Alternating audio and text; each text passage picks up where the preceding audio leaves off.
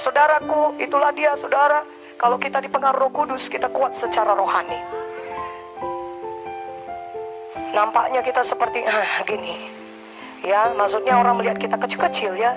Tapi orang dunia bilang kecil-kecil cabai rawit katanya saudara. Ketika orang lain sudah jatuh membungkuk, saudara tetap tegak berdiri.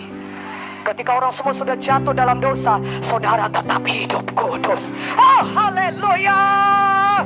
Ketika semua orang di sekeliling saudara membujuk saudara jatuh dalam dosa, saudara tidak terpengaruh. Yang ada adalah pengaruh Roh Kudus di dalam saudara. Kuat secara roh, katakan amin. Yang kelima, pengaruh yang manis dari Roh Kudus untuk kekuatan fisik saudara. Nah saudaraku, kekuatan fisik datang dari latihan badani. Kekuatan fisik ya, datang dari makan, berolahraga dengan baik dan teratur. Tetapi saudara, kita harus menyadari bahwasanya ada kekuatan yang datang dari alam roh untuk fisik kita. Nah saudaraku, Roh Kudus juga memberikan kekuatan fisik yang supernatural. Jadi Roh Kudus dapat memberikan kekuatan fisik kepada saudara. Bukan hanya memberikan kekuatan roh, bukan hanya membuat manusia roh saudara kuat, tapi fisik saudara juga bisa dikuatkannya. Ini sangat luar biasa. Alkitab penuh dengan contoh-contoh dari manusia yang menerima kekuatan supernatural dari alam roh. Ketika saudara berada di bawah pengaruh Roh Kudus, saudara menerima kekuatan dari Tuhan.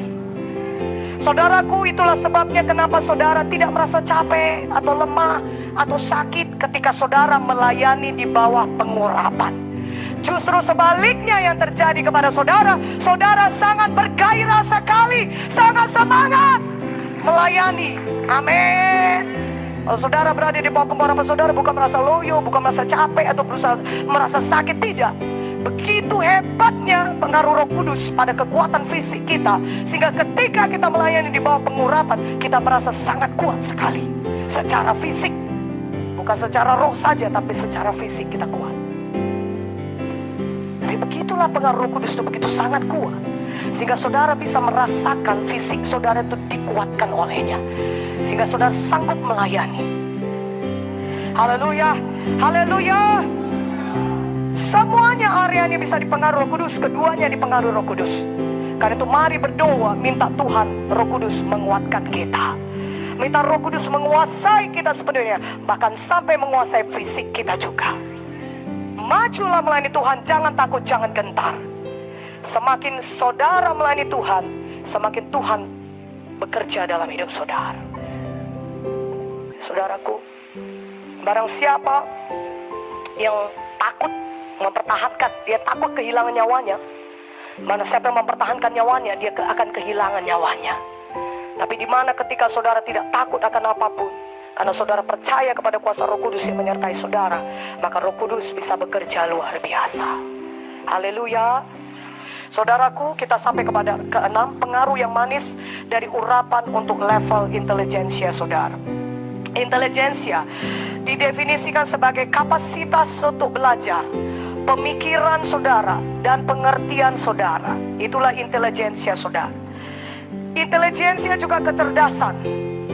Dan intelijensia juga artinya kemampuan untuk menangkap kebenaran-kebenaran dan untuk memegang kebenaran-kebenaran, merangkulnya, memegangnya, mengertinya, dan juga hubungan-hubungan, fakta-fakta, dan pengertian-pengertian. Itulah dia intelijensia.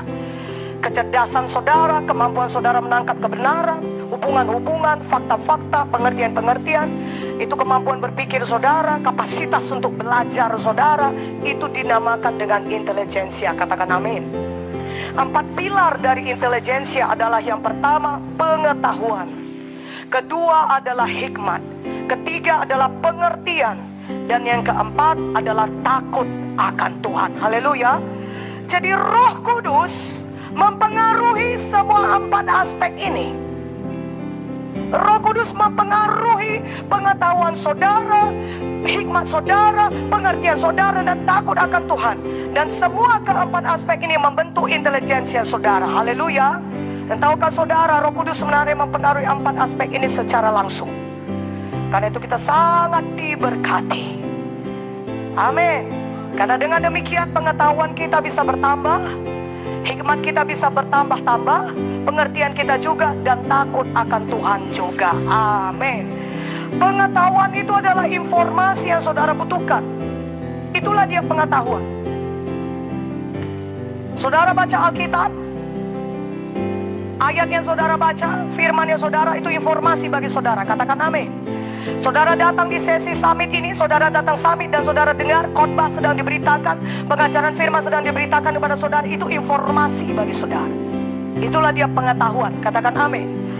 Nah, pengetahuan ini terdiri dari fakta-fakta, data dan kebenaran tentang subjek apapun, topik apapun. Dan saudara syukurlah, Roh Kudus adalah sumber pengetahuan.